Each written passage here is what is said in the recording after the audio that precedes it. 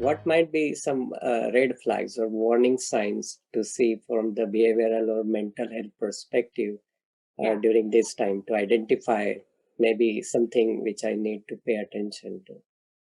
I think everyone has a different way of dealing with this, with the pandemic, and I think a lot of us are processing it. And I think initially not being able to sleep, worrying about it, ruminating about it would all have been a perfectly normal way to cope with it.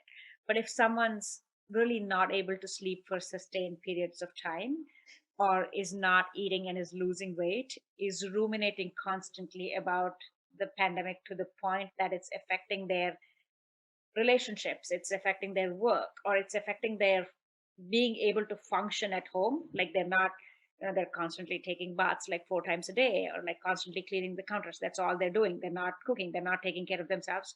Um, or if they're talking about hopelessness or helplessness or wanting to die, or they're doing like risky things because they just want this to end, like going out without a mask, not because of political reasons, but because they feel like, what's the point in living? There's only pain, right? And that Mm, they want to end it all. Or if someone's talking about wanting to end it all, or suicide, then I would say those would be times where you would seek help. right, If someone's like ruminating to a point that they can't function, right. and it's not something that passes, like if it's not something that happens for a week or two, then I think that would be a time where you would seek professional help. Usually ruminations and not being able to sleep, not being able to eat, these sort of things, when you get in touch with the community, when you're not isolated anymore, when you're talking to people that are going through the same thing and they validate you, you're able to process it, right? Like you're able to Yeah, say, this was very stressful, this is terrible, but there's also other people in the same boat. We'll get by, we'll get through this together. And that's where communities like this help.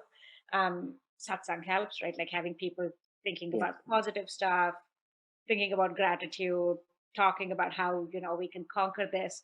All of that stuff helps, definitely helps.